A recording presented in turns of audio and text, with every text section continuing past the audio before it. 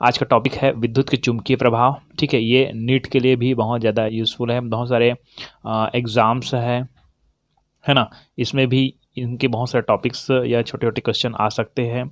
और साथ ही साथ ये 11वीं के लिए भी बहुत ही ज़्यादा यूज़फुल टॉपिक है।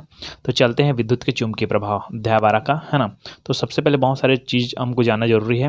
एकदम छोटी छोटी बातें मैं शुरू करता हूँ ताकि आप एकदम क्लियरली समझ पाएँ कि क्या एक्चुअली में इस अध्याय में पढ़ना है ना।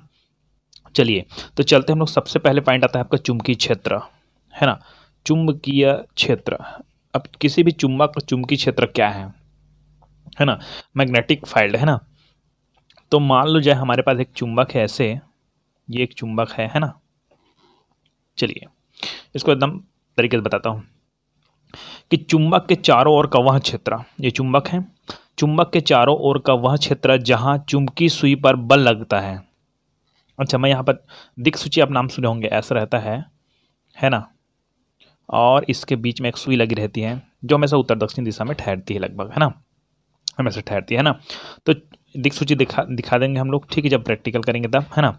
तो चुंबक के चारों ओर का वह क्षेत्र जहाँ चुंबकीय सुई पर बल लगता है, ये जो चुंबकीय सुई है उस पर क्या लगता है, बल लगता है, और वहाँ घूमकर एक निश्चित दिशा में ठहर जाती है। निश्चितम क्या होती है, ठहर जाती है। जैसे कि मैं यहाँ पर नॉर्थ और साउथ ऐसे करते हैं, उत्तर और दक्षिण, है ना। ये मैंने चुंबक बना दी। यदि मैं इस दिक्सूची को मैं यहाँ पर रखता हूँ, है ना, तो इस दिक्सूची की जो काटा है, ठीक है, ये जो चुंबकीय सुई है उसका जो स्थिति है वो ऐसी रहेगी, इस तरफ रहेगी, ठीक है। यदि मैं यहाँ से इसको यहाँ ले आता हूँ तो इसकी दिक्सूची की सुई की दिशा ऐसी हो जाएगी। यदि मैं बीच में ले आता हूँ तो ऐसी हो जाएगी। इधर ले जाऊँगा तो ये नीचे हो जाएगी। अब यहाँ पर फ़र्क इतना है कि ये इसका जो लकीर ऐसा था, ठीक है, ऐसा इस दिशा में जा रही थी, अब ये नीचे की ओर हो जाएगी। और यहाँ करेंगे तो ऐसी हो जाएगी और ये ऐसी हो जाएगी। तो यहाँ पर ये पूरा का पूरा क्षेत्र जहाँ पर इस दिक्सूची पर या चुंबकीय सुई पर क्या लगता है, बल लगता है, ये इस चुंबक का पूरा चुंबकीय क्षेत्र है। जैसे कि इसको मैं यहाँ से यहाँ ले जाता हूँ, मान इतनी दूरी पर, यहाँ पर भी अगर बल लगता है तो इसको हम लोग बोलेंगे चुंबक का चुंबकीय क्षेत्र। और ऊपर ले जाऊँ, ऐसे से ले जाऊँ तो एक जगह ऐसी आएगी जहाँ पर कोई बल नहीं रहेगा, तो वो उस चुंबक का चुंबकीय क्षेत्र खत्म हो गया एक्चुअली में, ठीक है। तो चुंबक के चारों ओर का वह क्षेत्र जहाँ चुंबकीय सुई पर बल लगता है, चुंबकीय सुई पर क्या लगता है, बल लगता है, और वह घूमकर एक निश्चित दिशा में ठहर जाती है, चुंबकीय क्षेत्र कहलाती है। मतलब इसके आसपास जितने भी क्षेत्र जहाँ पर उस चुंबकीय सुई पर बल लगता है उसका चुंबक का क्या कहलाएगा, चुंबकीय क्षेत्र कहलाएगा। एकदम कंप्लीट, ठीक है। चलिए आगे आता है चुंबकीय बल रेखाएं। चुंबकीय बल रेखाएं, है ना। तो इसको मैं थोड़ा डिटेल्स और कर देता हूँ। ये इस चुंबक को मैं थोड़ा बड़ा रूप में बना देता हूँ ऐसे, ठीक है। अब दिक्सूची को हम लोग यहाँ पर रखेंगे तो ऐसे एक लाइन बनेगा, ये बन रहा है ना, इसको अभी बनाकर दिखाया मैंने, तो ये ऐसे बनेगा, देखिए ऐसे ऐसे होते होते जाएगा, है ना, ये होते से जाएगा ऐसे। यहाँ पास रखोगे, देखिए अब यहाँ से थोड़ा सा ऐसे इधर हटा दोगे तो इसका दिशा ऐसे हो जाएगी, ऐसे हो जाएगी, ऐसे हो जाएगी। तो यहाँ पर फिर एक बनेगा ऐसे, है ना। और यही पद मिलेगी, देखो ये दोनों मिल रही है, ये नहीं मिल रही है, ये दोनों जन नहीं मिल रही है, एक दूसरे को नहीं काट रही है, देखना, लेकिन यहाँ पर एक दूसरे से मिलती है। अब यहाँ पर देखो तो ऐसे आएगी, इस तरफ भी जाएंगे तो ये उल्टी दिशा में आएगी, जैसे ये है तो ये उल्टा, तो मैं केवल एक ही दिशा बता रहा हूँ, है ना।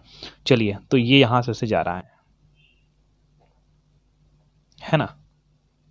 चलिए अब चुंबकीय बल रेखा क्या है, तो आपको बता दूं कि चुंबक का जो क्षेत्र है, चुंबकीय क्षेत्र है, उसमें उसको हम लोग एक ग्राफीय निरूपण द्वारा अंकित करेंगे, है ना। ये देखिए ग्राफ बना रहा हूँ मैं यहाँ पर से, किसके आधार पर बना है, इसको मैं अभी हाथ में बना दिया हूँ, लेकिन इसको हम लोग प्रैक्टिकल में दिक्सूची के माध्यम से ही बनाते हैं। तो यहाँ पर दिक्सूची रखते हैं तो ऐसे इधर से आता है, उसके बाद दिक्सूची को थोड़ा सा इधर कर देते हैं तो इधर वाला बनता है, थोड़ा सा और नीचे कर देते हैं, थोड़ा और नीचे करते हैं तो ऐसे बनते जाता है, इस तरह से बनते जाता है ना। तो किसी चुंबक के चुंबकीय बल रेखाएं, कोई भी चुंबक है, ठीक है, उस चुंबक की चुंबकीय बल रेखाएं, किसी चुंबक की चुंबकीय बल रेखाएं उसके चुंबकीय क्षेत्र का ग्राफीय अंकन होता है। ये पूरा का पूरा चुंबकीय क्षेत्र है, उस चुंबकीय क्षेत्र हम लोग ऐसे करके ग्राफ के रूप में चुंबकीय बल रेखा को बनाते हैं। अब इधर देखें तो ऐसे बनेगा यहाँ पर, ठीक है ना। तो ये जो दिख रहा है ऐसे लाइन से, ये इस चुंबक का क्या है, चुंबकीय बल रेखा है, ऐसा नहीं कि बीच में नहीं बनेगा, बीच में ही बनेगा, ऐसे करेंगे तो ऐसे, ठीक है। लेकिन एक बात आपको अच्छे से याद रखना है कि ये चुंबकीय बल रेखाएं हैं, ये एक रेखा हो गया, ये दूसरा रेखा हो गया मान लो जाए, और ये तीसरा रेखा हो गया मान लो जाए, ठीक है। तो इसके बीच में रेखा होगा कि नहीं होगा, होगा, ठीक है। लेकिन आपको ये याद रखना कि एक चुंबकीय बल रेखा है वो दूसरी चुंबकीय बल रेखा को ऐसे काटेगी नहीं। मतलब ये मान जाए ये वाला ऐसा जा रही है तो ये वाला इससे काट कर ऐसे नहीं निकलेगी। बात समझ रही है आपको? मतलब ये चुंबकीय बल रेखाएं हैं, ये एक दूसरे को कभी नहीं काटती, याद रखना है, ठीक है। ओके, तो किसी चुंबक की चुंबकीय बल रेखा है, ये चुंबकीय बल रेखा है, उसके चुंबकीय क्षेत्र का ग्राफ के रूप में अंकित कर रहे हैं हम लोग इसको, है ना, कि ये पूरा का पूरा इसका चुंबक का चुंबकीय क्षेत्र है। उस क्षेत्र में हम लोग ऐसे ग्राफ के रूप में कुछ लकीरें बना रहे हैं, ठीक है, किसके माध्यम से, दिक्सूची के माध्यम से। तो ये जो लकीर बन रहा है जो कि उसके चुंबकीय क्षेत्र को प्रदर्शित कर रहा है, यही उसका कहलाएगा चुंबकीय बल रेखा। उस चुंबक की क्या लगेगा, उस क्षेत्र की चुंबकीय बल रेखा कहलाएगी। तो किसी चुंबक की चुंबकीय बल रेखा है, उसके चुंबकीय क्षेत्र का ग्राफीय अंकन होता है, ठीक है। चुंबकीय क्षेत्र क्या है, क्वेश्चन आता है, और चुंबकीय क्षेत्र के गुण लिखिए। तो गुण हमारे पास बहुत सारे हैं, देख लेते हैं कौन कौन से गुण है। तो चलिए जी, तो यहां पर मैंने 5 गुण लिख रखी है।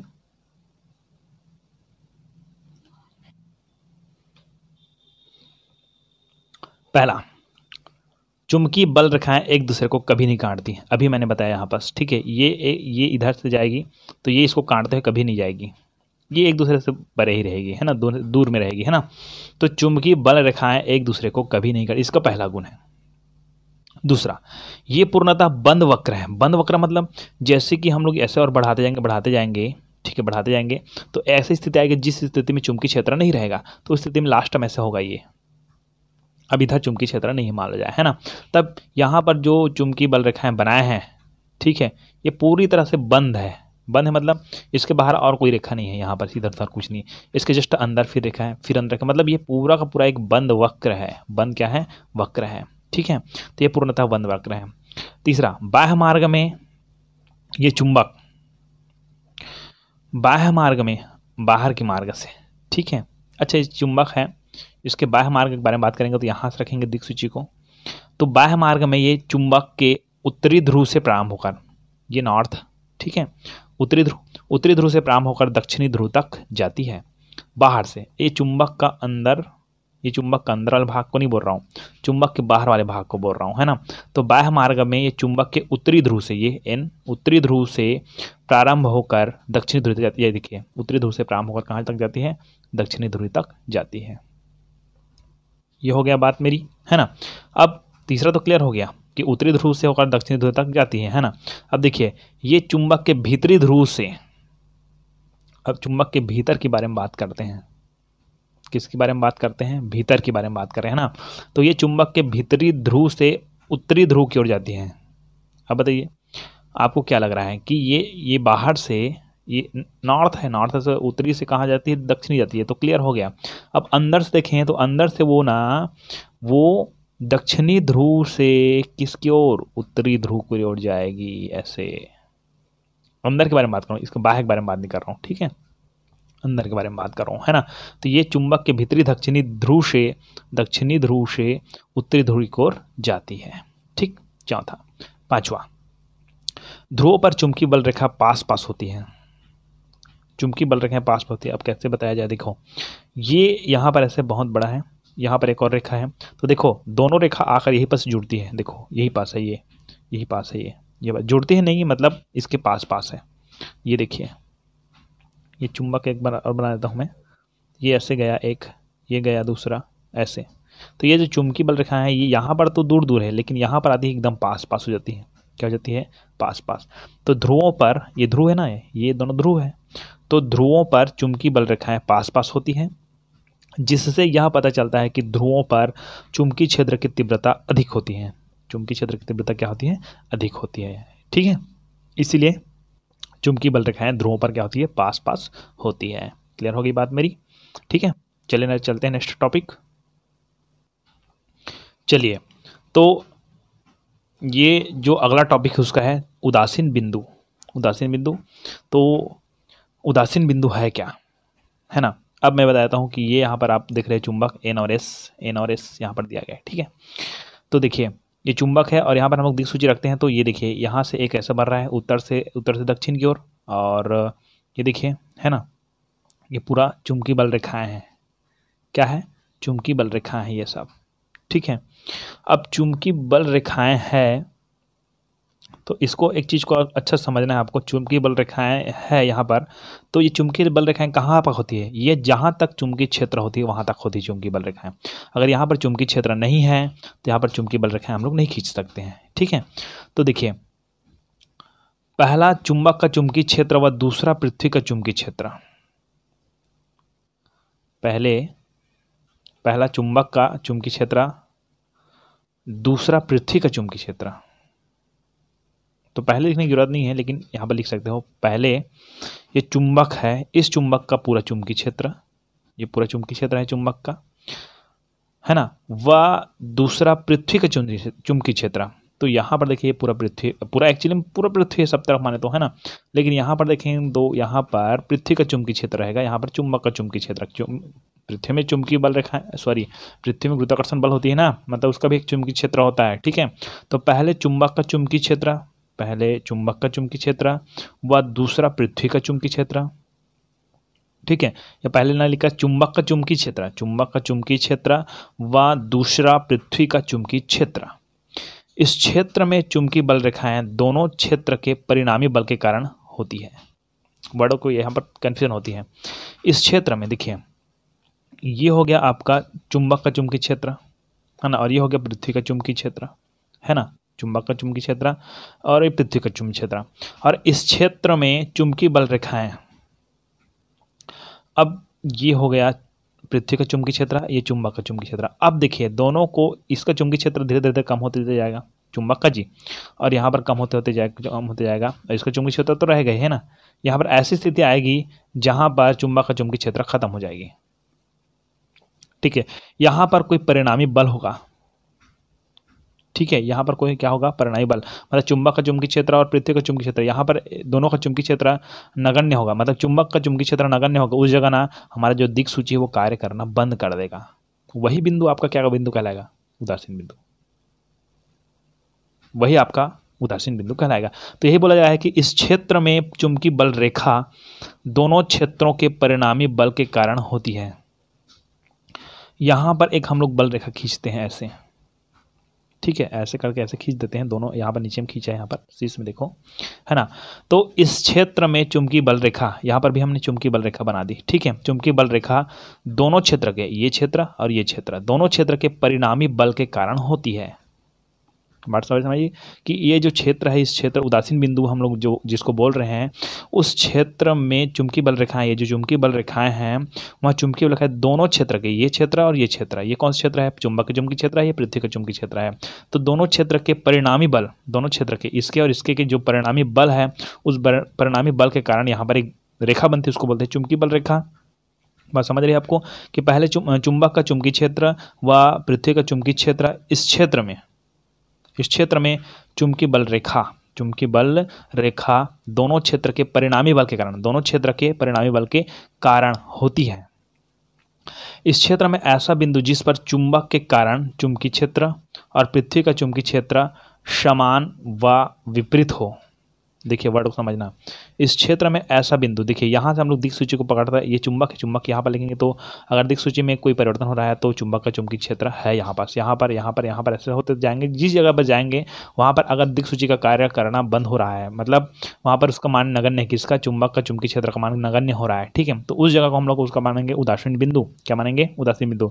तो इस क्षेत्र में, ये जो उदासीन बिंदु इस क्षेत्र में बोला जा रहा है, तो इस क्षेत्र में ऐसा बिंदु, देखिए ये किसका? पृथ्वी का, ये क्या है? चुंबक का।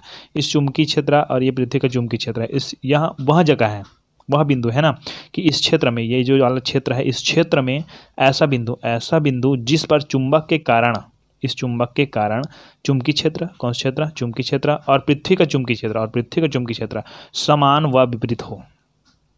इधर का चुंबकीय क्षेत्र, इधर का चुंबकीय क्षेत्र समान व क्या हो? विपरीत हो। वह बिंदु कौन सा बिंदु कहलाती है? उदासीन बिंदु कहलाती है। इतना पूरा लिखना पड़ेगा आपको उदासीन बिंदु में, और ये चित्र बनाना पड़ेगा। ठीक है। अगर कुछ समझ नहीं आए तो कमेंट कर सकते हैं, सर इस टॉपिक को फिर समझाइए।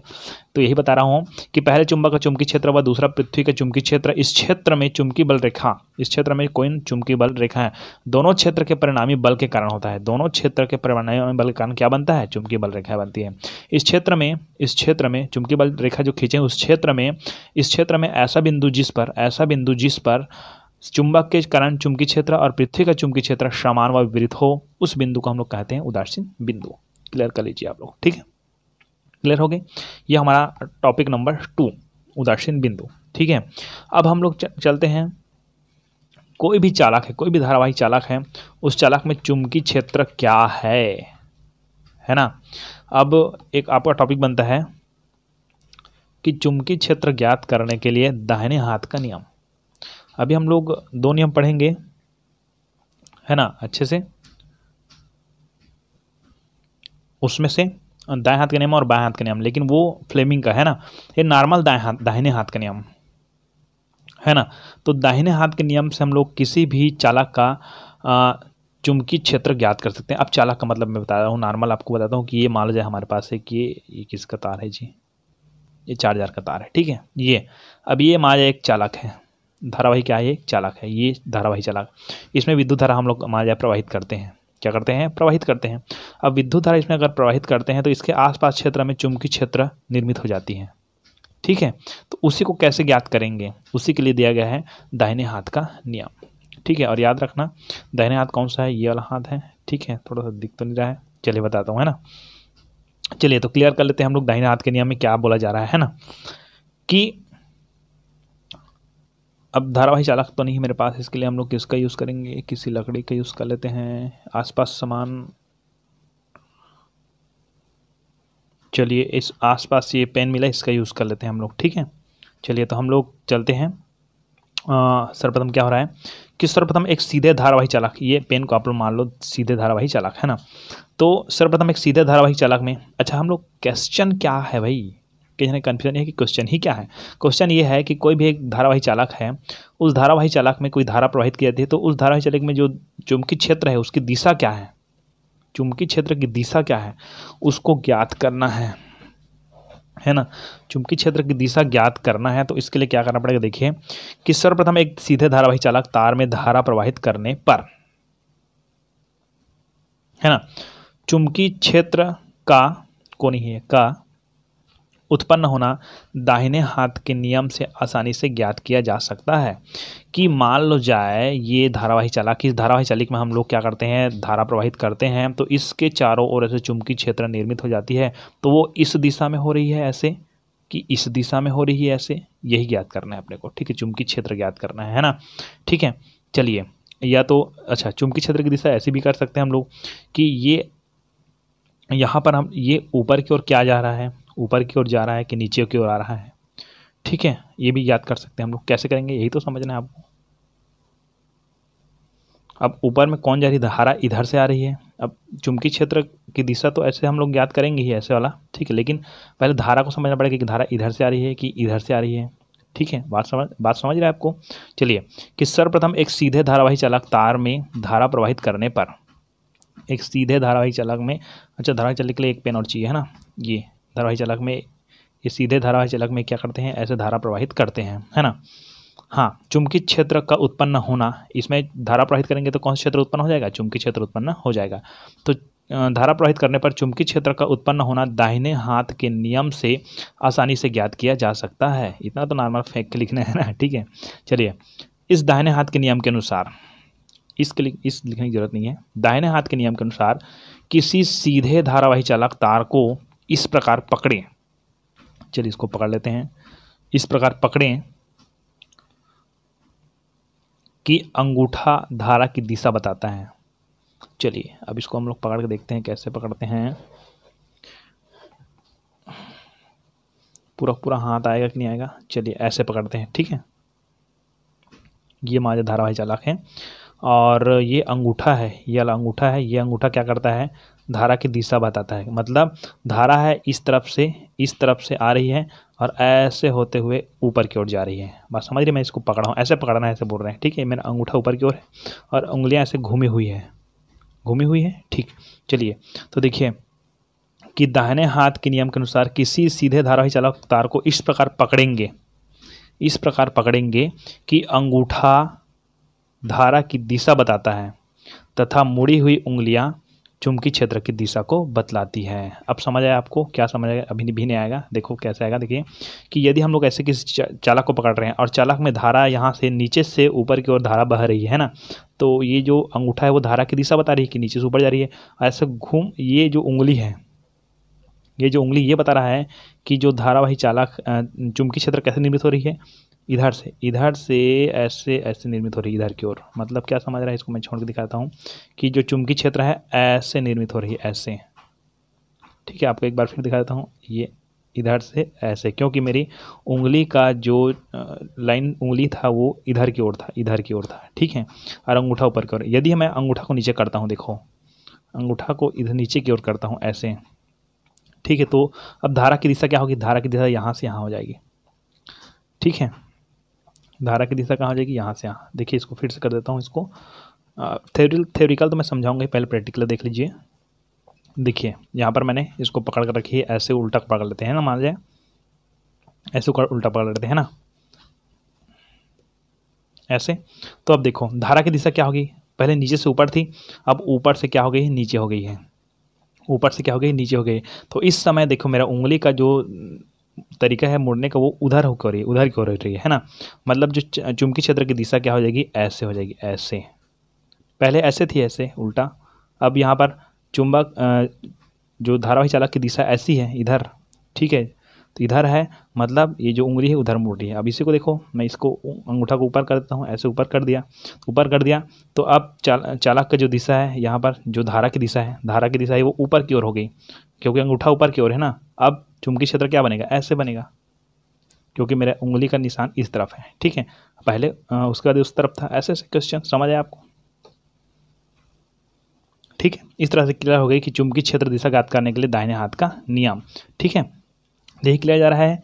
यहाँ पर देखिए कि दाहिने हाथ के नियम के अनुसार किसी सीधे धारा चालक को इस प्रकार पकड़े कि अंगूठा है धारा की दिशा बताता है, धारा की दिशा बता रहा था अंगूठा, तथा मुड़ी हुई उंगलियां चुंबकीय क्षेत्र की दिशा को बतलाती है कि चुंबकीय क्षेत्र की दिशा कैसी है। ठीक है, इस तरह से। और एक पिक बना लीजिएगा आप, ये वाला पिक्चर बना लीजिएगा। ठीक है, इसमें जो अंगूठा है वो धारा की दिशा बताता है, उंगली है चुंबकीय क्षेत्र की दिशा बताती है। ठीक है जी, तो हमारा जो अगला टॉपिक है वो है फ्लेमिंग के बाएं हाथ का नियम। फ्लेमिंग के बाएं हाथ का नियम, एक्चुअली पहले क्वेश्चन को ही समझा देता हूँ आपको कि हम लोग क्यों पढ़ रहे हैं बाएं हाथ का नियम। देखिए कि मैंने इसके पहले बताया कि धारावाही चालक है, ये क्या है? धारावाही चालक। और ये धारावाही चालक है, इस पर हम यदि धारा प्रवाहित करते हैं, यहाँ से प्लस और माइनस करके धारा प्रवाहित करते हैं इसमें, है ना। ठीक, किसी भी चालक में, चालक तार भी हो सकता है और कोई घूमने वाला मशीन का बीच का घूमने वाला जो यंत्र है वो भी हो सकता है ना।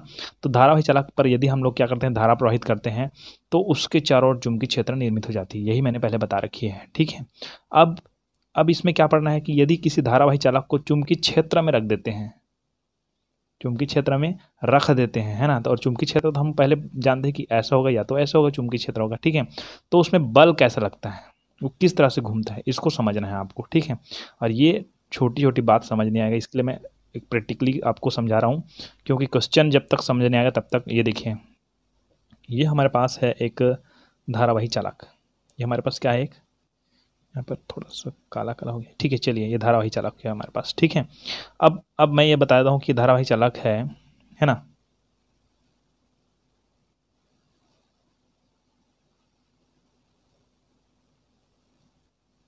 चलिए, ये जो धारावाही चालक है, इस धारावाही चालक दो खंडों में बटा है। देखो यहाँ पर से, देखो एक खंड इस तरफ से, एक खंड इस तरफ से, मतलब बीच में से गैप है, बीच में से गैपिंग है। ठीक है, तो ये बताना चाह रहा हूँ कि यहाँ पर प्लस और माइनस के लिए कारण गैपिंग है। यहाँ पर हम लोग धारा प्रवाहित करेंगे। क्या प्रवाहित करेंगे? धारा।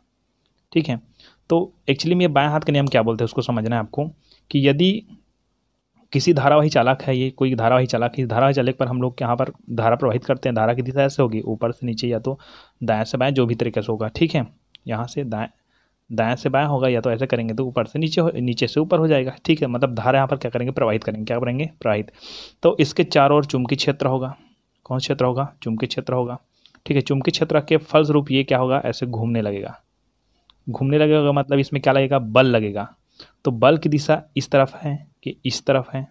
ठीक है, चुंबकीय क्षेत्र ऐसा लगा हुआ है कि ऐसा लगा हुआ है?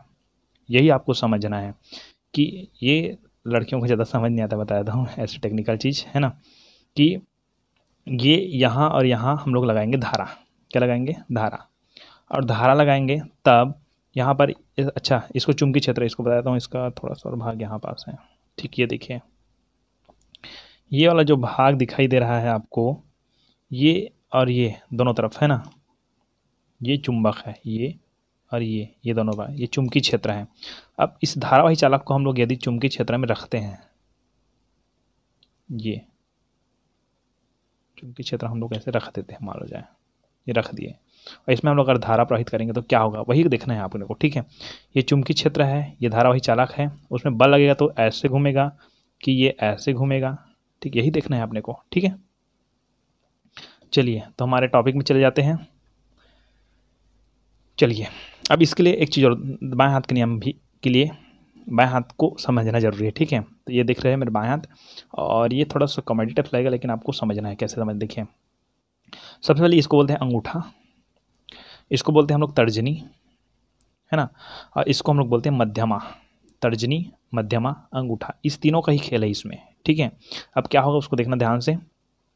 हाँ, जब धारावाही चालक को चुंबकीय क्षेत्र पर रखा जाता है, चलिए हमारे पास धारावाही चालक के लिए कोई पेन, हाँ ये वाला पेन, ठीक है, ये हमारे पास है धारावाही चालक। धारावाही क्या है? चालक।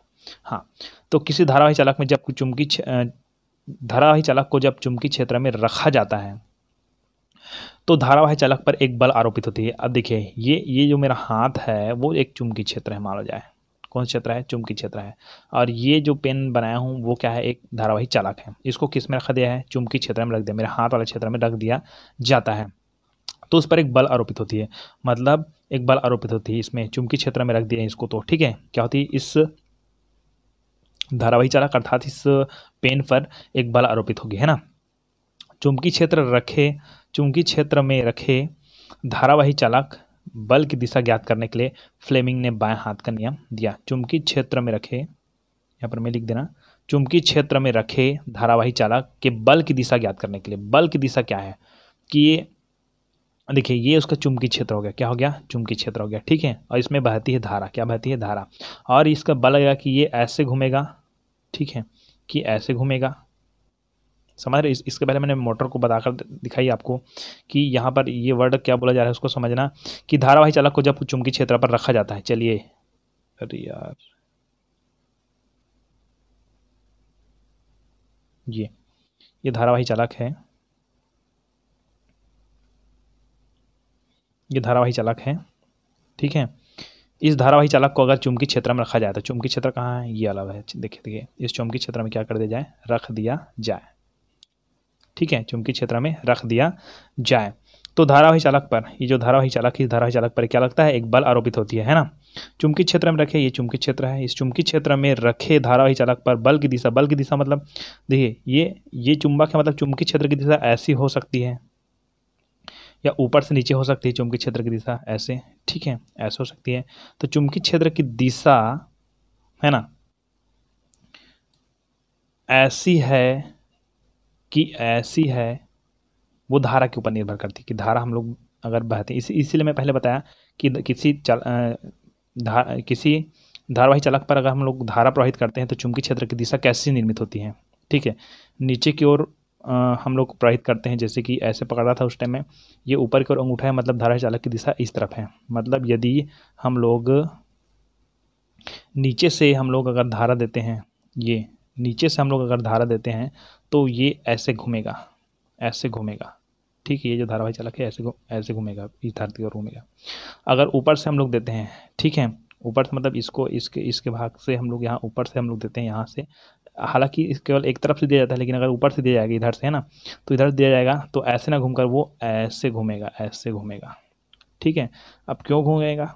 किस लिए घूमेगा, यही समझना है अपने को। तो यही बोला जा रहा है कि जब धारावाही चालक को चुंबकीय क्षेत्र पर रखा जाता है तो धारावाही चालक पर एक क्या बोलता है, बल आरोपित होती है, और बल के कारण ये क्या होने लगती है, ऐसे घूमने लगती है। अब इधर घूमेगा कि इधर घूमेगा हम लोग देखेंगे ध्यान से, ठीक है। चुंबकीय क्षेत्र में रखा जाता है, जब धारावाही चालक को चुंबकीय क्षेत्र में रखा जाता है तो धारावाही चालक पर एक बल आरोपित होती है। इस पर एक क्या होती है, बल आरोपित होती है। चुंबकीय क्षेत्र में रखे धारावाही चालक पर बल की दिशा ज्ञात करने के लिए फ्लेमिंग ने बाएं हाथ का नियम दिया। किसका दिया, बाएं हाथ का नियम। चलिए अब देखिए, अब ये जो धारावाही चालक बीच में है ना, उसी की जगह मैं पेन को रखता हूँ, ये पेन को, ठीक है ये। हाँ चलिए देखिए ध्यान से कि इस नियम के अनुसार बाएं हाथ की तर्जनी ये, मध्यमा ये, और अंगूठा को इस प्रकार फैलाइए, ठीक है, अंगूठा को इस प्रकार फैलाइए कि तीनों एक दूसरे के परस्पर लंबवत हो। अब चलिए फैलाने का तरीका बता रहा हूँ, ठीक है। ये अंगूठा मेरे ऊपर की ओर है और ये वाला तर्जनी है वो इधर है और ये मध्यमा है इधर है, ठीक। इस तरह से फैलाने से बोल रहे हैं, मैंने फैलाकर दिखा दी इसको आप लोग को, ठीक है। इसको ऐसा करके और देख सकते हो आप लोग, ऐसे फैलाना है, ठीक है। चलिए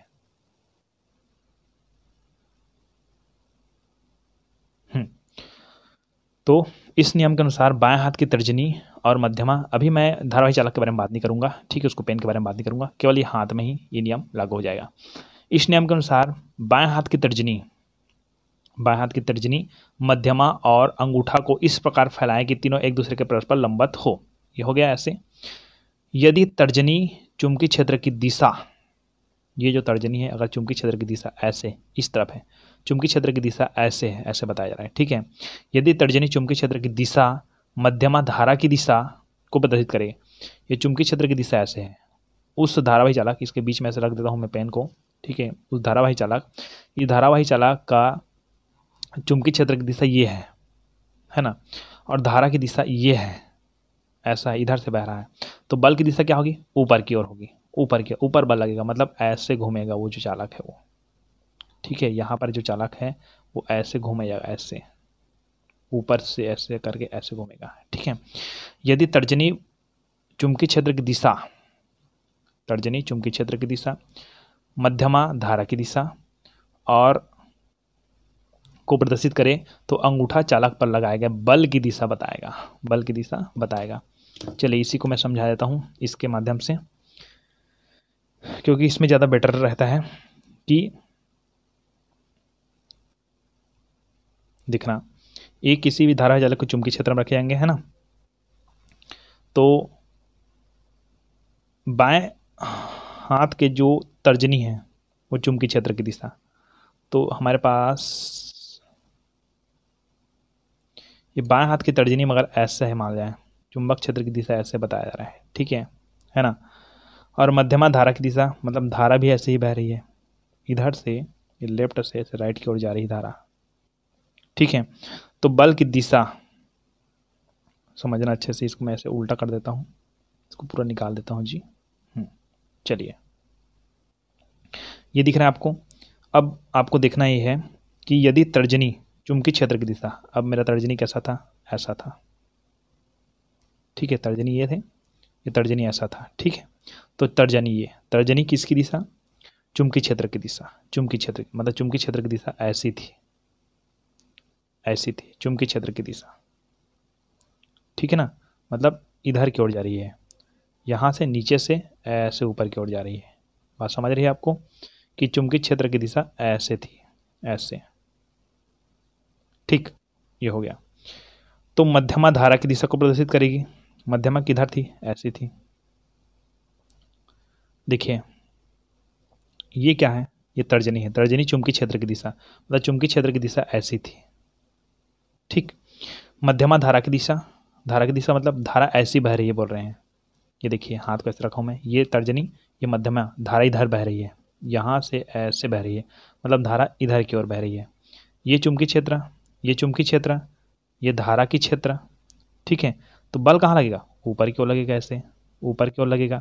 तो ऊपर की ओर लगेगा मतलब ये कैसा होगा कि इसको ऐसे बल ऐसे ऊपर की ओर लगेगा, ऐसे ऊपर की ओर, तो ऐसे बल लगेगा, मतलब ये ऊपर की ओर ऐसे क्या होगा, घूमना शुरू कर देगा, ऐसे, ठीक है, यही समझना है हम लोग को।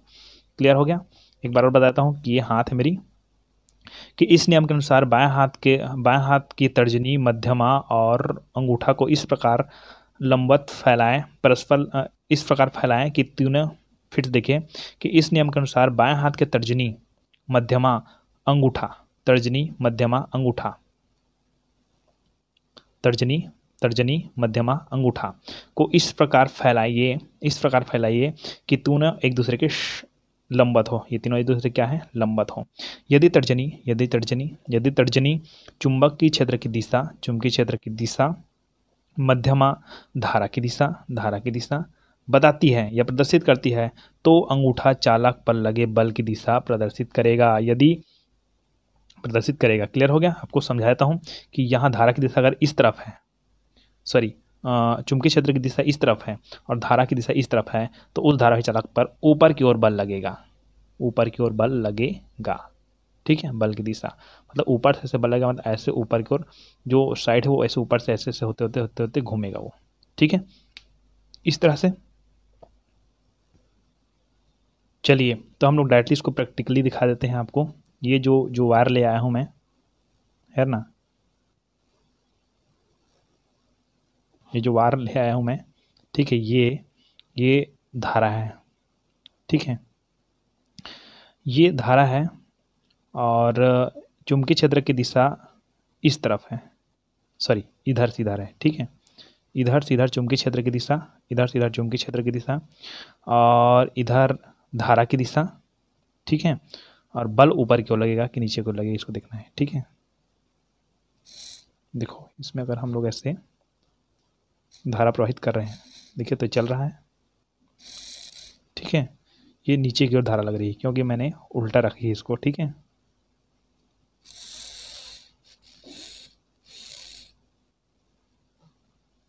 इसको मैं ऐसे उल्टा करके देखते हैं। अब देखिए, अब ये ऊपर की ओर ऐसे घूमेगा, ऊपर की ओर लगेगा धारा।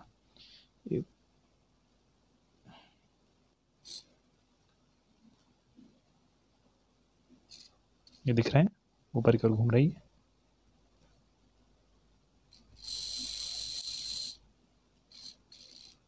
ठीक, इस तरह से अपना प्रैक्टिकल क्लियर हो गया है ना। ठीक है, ये धारावाही चालक है। क्लियर हो गया? जब विद्युत मीटर के बारे में बात करेंगे तो इसी के बारे में ही हम लोग और चर्चा करेंगे। ठीक है, तो ये आपका फ्लेमिंग के बाएं हाथ का नियम क्लियर हो गया। इसको परिभाषा मैंने बता दिया हूँ कि इस नियम के अनुसार बाएं हाथ की तर्जनी, मध्यमा और अंगूठा को इस प्रकार फैलाएं कि ये तीनों एक दूसरे के पर लंबवत हो। तो यदि तर्जनी चुंबकीय क्षेत्र की दिशा, मध्यमा धारा की दिशा को प्रदर्शित करे, तो अंगूठा चालक पर लगने वाले बल की दिशा बताएगा। ये आपका फ्लेमिंग के बाएं हाथ का नियम। ठीक है, इसी वीडियो में हम लोग दाएं हाथ का नियम भी क्लियर कर सकते हैं, लेकिन यदि वीडियो लंबा हो रही है तो हम लोग विद्युत मोटर तक ही क्लियर एंडिंग करेंगे।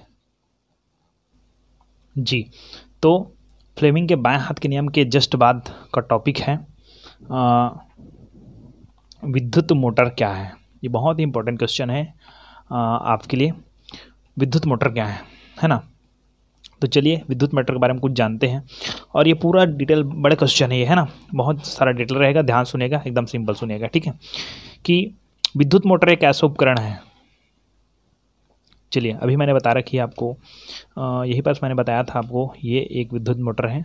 मान लीजिए क्या है विद्युत मोटर, यही हम लोग मैंने यही आपको प्रैक्टिकल भी करवाया था कि विद्युत मोटर एक ऐसा उपकरण है जिसके द्वारा विद्युत ऊर्जा यांत्रिक ऊर्जा में परिवर्तित होती है। विद्युत ऊर्जा है वह कौन सी ऊर्जा में? यांत्रिक ऊर्जा में परिवर्तित होती है। यदि इसमें विद्युत दिया जाए तो यांत्रिक ऊर्जा में परिवर्तित होगी। देखिए, ये हमारे पास एक विद्युत मोटर है ना।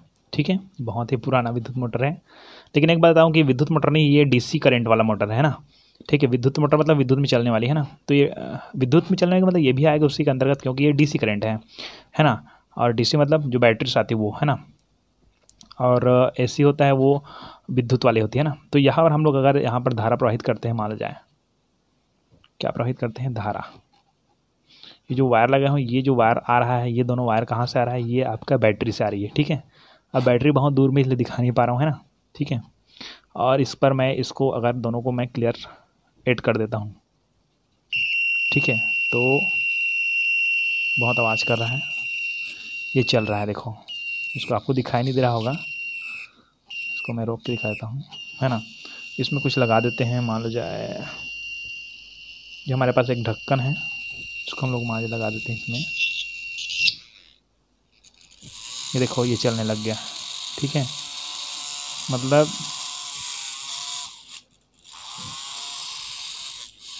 ठीक है, अगर इसमें हम लोग क्या करते हैं, धारा प्रवाहित करते हैं, ठीक है। ये विद्युत मोटर है, विद्युत मोटर में यदि धारा प्रवाहित की जाती है, यहाँ से धारा प्रवाहित हो रही है, तो ये चल रहा है मतलब इसमें ये क्या आ रहा है, घूम रहा है, मतलब यांत्रिक ऊर्जा निर्मित हो रही है, इसमें यांत्रिक ऊर्जा है ना। यदि इसका यूज़ हम लोग फैन के लिए भी कर सकते हैं, पंखे के लिए भी कर सकते हैं, ठीक है। इसका यूज़ हम लोग पंखे के लिए भी कर सकते हैं, है कि नहीं। मतलब क्या होता है कि ये विद्युत मोटर एक ऐसा उपकरण है, विद्युत मोटर एक ऐसा उपकरण है ना, जिसके द्वारा विद्युत ऊर्जा यांत्रिक ऊर्जा में परिवर्तित होती है, ठीक है। जैसे कि फ़ैन के चलते हैं, फ़ैन में विद्युत देते हैं तभी फ़ैन चलता है, ठीक है। ओके, विद्युत मोटर है ना। अब आपके क्वेश्चन आता है कि विद्युत मोटर क्या है, तो इतना ही लिखेंगे। और विद्युत मोटर के सिद्धांत को समझिए, तो सिद्धांत देखिए, है ना, कि जब आयताकार कुंडली को चुंबकीय क्षेत्र में रखा जाता है। चलिए इसके लिए मैं फिर वही कुंडली के बारे में बता रहा हूँ, जो धारावाही चालक था उसी के लिए हम लोग इसको मान लेते हैं कुंडली। यहाँ पर जो मैंने चित्र बना रखी है यहीं पर रख देता हूँ मैं, है ना, ठीक है। कि जब किसी आयताकार कुंडली को, ये आयताकार कुंडली है भाई, ठीक है, जब ये आयताकार कुंडली, ये है आयताकार कुंडली, ठीक, कि जब किसी आयताकार कुंडली को चुंबकीय क्षेत्र में रखा जाता है, कहाँ रखा जाता है, चुंबकीय क्षेत्र में रखा जाता है, और उस कुंडली में धारा प्रवाहित की जाती है। यहाँ से ये कुंडली है, इसमें यहाँ से हम लोग धारा प्रवाहित करेंगे, क्या प्रवाहित करेंगे, धारा, ठीक है। धारा प्रवाहित की जाती है तो कुंडली पर बल कार्य करता है। ये फ्लेमिंग के बाएं हाथ के नियम में भी पढ़े हम लोग, ठीक है। पर इस कुंडली पर क्या लगता है, बल कार्य करने लगता है, जिसके फलस्वरूप कुंडली घूमने लगती है। इसके पहले मैंने दिखा रखी थी, है ना। जब कुंडली घूमती है तो उसमें लगी धुरी भी घूमने लगती है। धुरी मतलब ये जो यहाँ पर जो लगा हुआ है इसको बोलते हैं धुरी, क्या बोलते हैं, धुरी। या यहाँ पर इसको बोलेंगे, इसके जस्ट नीचे निकलेगा ऐसे पीछे तरफ, उसको हम लोग बोल सकते हैं धुरी, क्या बोल सकते हैं, धुरी। तो क्लियर हो गया कि जब किसी आयताकार कुंडली को चुंबकीय क्षेत्र में रखा जाता है ना, तो देखिए ये हो गया कुंडली, है ना, और ये हो गया उसका चुंबक, ठीक है। ये हो गया उसका क्या, चुंबक। इसको हम लोग एन और एस मान लेते हैं इधर को, ठीक है। ये चुंबक है, इस चुंबक के बीचों बीच रखा गया है, किसको रखा गया है, कुंडली को रखा गया है ना। कि जब किसी आयताकार कुंडली को चुंबकीय क्षेत्र में रखा जाता है, इस चुंबकीय क्षेत्र में क्या किया जाता है, रखा जाता है, और उस कुंडली में धारा प्रवाहित की जाती है, और इस कुंडली में इसी कुंडली में धारा प्रवाहित की जाती है, तो कुंडली पर बल कार्य करता है, इस कुंडली पर बल कार्य करने लगता है, जिसके फलस्वरूप कुंडली घूमने लगती है। ये जो कुंडली ऐसे ऐसे क्या होने लगती है, घूमने लगती है। जब कुंडली घूमती है तो उसके साथ उसमें धुरी भी घूमने लगती है, यहाँ पर जो धुरी लगी हुई वो भी घूमने लगती है। सीधी बात ये है कि ये हमारे पास है चुंबकीय क्षेत्र। फिर इसको बता रहा हूँ बार बार, ठीक है, कि जब किसी आयताकार कुंडली को, चलिए हमारे पास ये आयताकार कुंडली है, ठीक है। जब किसी आयताकार कुंडली को चुंबकीय क्षेत्र में रखा जाता है, चलिए ये चुंबकीय क्षेत्र, चुंबक है ना अंदर में, देखिए यहाँ पर, ठीक है। इसे चुंबकीय क्षेत्र में क्या कर दिया जाता है, रखा जाता है, ये मैंने रख दी, ठीक है। कि जब किसी आयताकार कुंडली को चुंबकीय क्षेत्र में रखा जाता है, चुंबकीय क्षेत्र में रखा जाता है, तो कुंडली पर बल कार्य करने लगती है, ठीक है, जिसके फलस्वरूप कुंडली घूमने लगती है। चलिए एक कुंडली है, इस कुंडली को हम लोग चुंबकीय क्षेत्र में रख दिए, और चुंबकीय क्षेत्र में रख देते हैं, ठीक है। चुंबकीय क्षेत्र में रखने के फलस्वरूप, है ना, उसमें धारा प्रवाहित की जाती है, ठीक है। फिर एक बार मैं दिखा चुका हूँ, और पहले से आपको एक बार फिर इसको और दिखा देता हूँ। यहाँ पर ये इसमें मिलता है धारा, क्या मिलती है, धारा। इस जो वायर है उसके अंदर धारा मिलती है उसको, और ये आयताकार कुंडली है बीच का, और ये चुंबकीय क्षेत्र है, और ये यहाँ पर है, उसको धारा मिलती है, ठीक है। अब धारा को मैं प्रवाहित करता हूँ, ये देखो धारा को प्रवाहित कर रहा हूँ, मतलब क्या हो रहा है, ये चल रही है,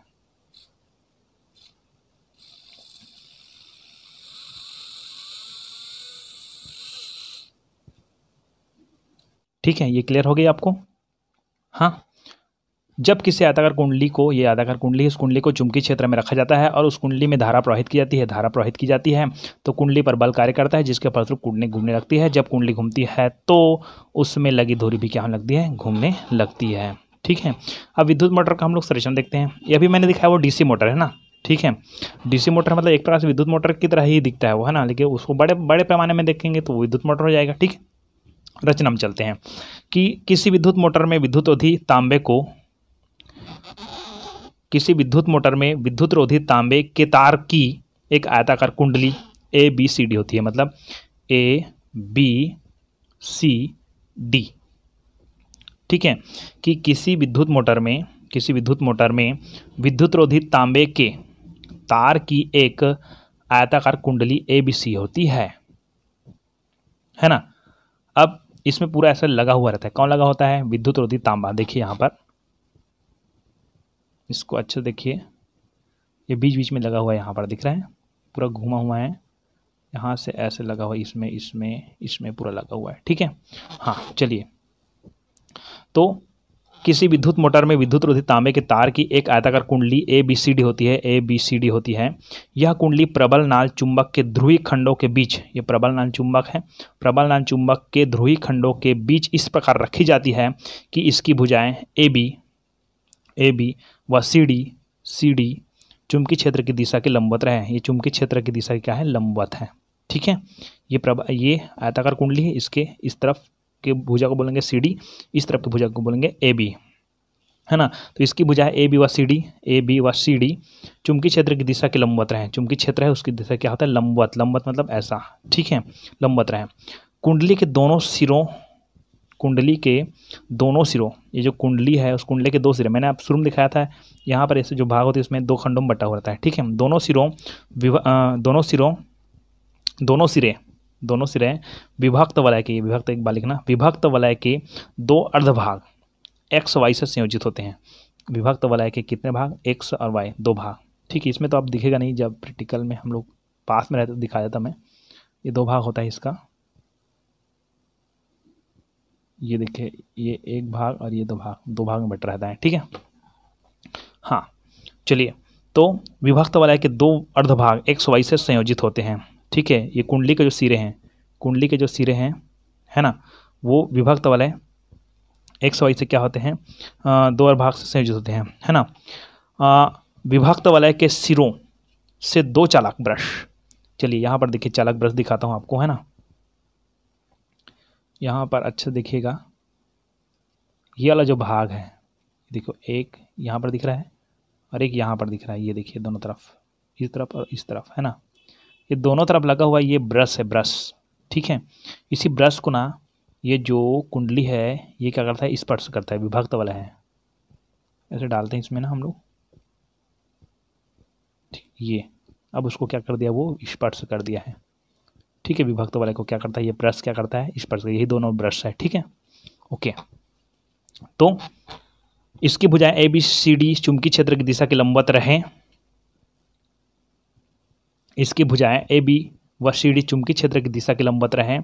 कुंडली के जो दोनों सिरे हैं, है ना, विभक्त वलय के दो अर्धभाग XY से संयोजित होते हैं। दो भाग में बटा होता है, यहाँ पर X और Y संयोजित होता है। विभक्त वलय के सिरों से दो चालक ब्रश P और Q, ये चालक ब्रश हैं, ब्रश अभी दिखाया ना मैंने, चालक ब्रश, ये जुड़ा होता है, इस कुंडली से जुड़ा होता है ये जो ब्रश। इसी ब्रश के माध्यम से ना यहाँ से धारा प्रवाहित होकर ऐसे जाती है।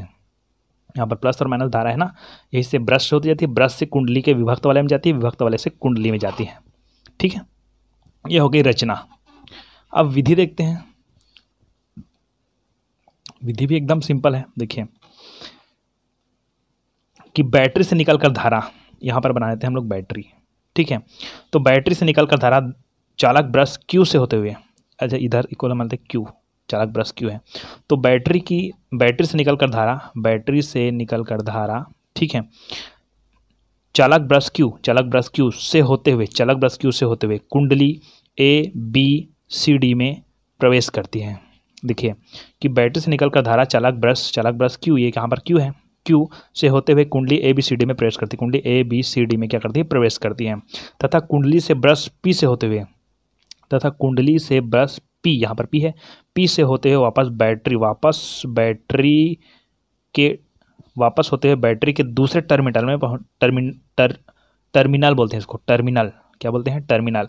वर्ड एकदम सिंपल है कि बैटरी से निकलकर धारा, ठीक है, चालक ब्रश Q से होते हुए यहाँ से होते हुए कुंडली ABCD में प्रवेश करती है, है ना, तथा कुंडली से फिर पुनः ब्रश P से होते हुए वापस बैटरी के दूसरे ये पहला टर्मिनल है, ये प्लस वाला, ये माइनस वाला दूसरे टर्मिनल है। ठीक है, तो दूसरे टर्मिनल में पहुंचती है। ठीक है, यहाँ धारा कुंडली ABCD में, यहाँ धारा, जो धारा है यहाँ से धारा गई है वो धारा कुंडली ए बी सी डी में, कुंडली ए बी सी डी में ए से बी, ए से बी, बी से सी, बी से सी, सी से डी, सी से डी की ओर बहती है, मतलब ऐसे बहती है, इससे बोला जा रहा है। ठीक है, यह भुजाएं चुंबकीय क्षेत्र के लंबवत होती है। यहाँ पर चुंबकीय क्षेत्र है, देखिए चुंबकीय क्षेत्र क्या होती है, लंबवत होती है। अर्थात ये भुजाएं ए बी व सी डी एक दूसरे के विपरीत दिशा में होती है। ए बी व सी डी एक दूसरे क्या होती हैं, विपरीत दिशा में होती हैं, जिसके कारण ए बी पर नीचे की ओर, चलिए अब इस चीज़ को मैं अच्छे से बता रहा हूँ, ध्यान समझना कि हमारे पास ये 4 जगह बताते हैं। ये हो गया ए बी सी और डी, ठीक है, ये हो गया है ना, ए बी और सी डी। अब देखिए यहाँ पर देखिए कि अर्थात भुजाएं ए बी सी डी एक दूसरे के विपरीत दिशा में होती है, जिसके कारण ए बी पर नीचे की ओर तथा सी डी पर ऊपर की ओर बल लगता है। ये ए बी है, ए बी की ओर ऐसे नीचे की ओर लगेगा, और इधर सी डी है तो सी डी के ऊपर लगेगा।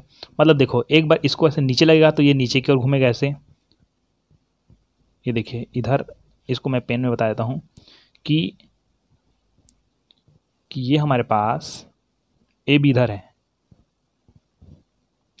ना, ए और बी इधर है, ठीक है, और सी और डी इधर है। तो ए और बी पर नीचे की ओर बढ़ेगा, नीचे की ओर बढ़ेगा मतलब ऐसे, ऐसे समझ रहे हैं आपको, ऐसे नीचे की ओर बढ़ेगा तो नीचे की ओर घूमेगा। और सी डी के ऊपर ऊपर की ओर बढ़ेगा, मतलब ऐसे नीचे से जाएंगे तो ऐसे ऊपर की ओर, तो मतलब ये ऐसे ऊपर की ओर बढ़ेगा, और इसमें ऐसे नीचे की ओर बढ़ेगा। इसमें नीचे की ओर बल लग रहा है और इसमें ऊपर की ओर बल लग रहा है ऐसे, ठीक, इसमें नीचे की ओर लग रहा है ऐसे, इसमें ऊपर की ओर बल लग रहा है ऐसे, ठीक। तो घूमेगा नहीं घूमेगा, ऐसे घूमेगा ना, एक बार ऐसे नीचे की ओर लग रहा है, ऐसे ऊपर की ओर लग रहा है, ऐसे ऐसे घूमेगा, ठीक। तो यही बात है कि हाँ, जिसके कारण देखिए अर्थात ये भुजाएं ए बी और सी डी एक दूसरे के विपरीत दिशा में होती है। देखिए अर्थात ये भुजाएं ए बी व सी डी एक दूसरे के विपरीत दिशा में होती है, जिसके कारण ए बी पर नीचे की ओर तथा सी डी पर ऊपर की ओर बल लगता है, अतः कुंडली वामावर्त दिशा में क्या होने लगती है, घूमने लगती है। इस प्रकार से इसीलिए इसी कारण आपका घर का पंखा घूमता है और आप लोग पूरा का पूरा हवा का मजा ले सकते हैं, ठीक है।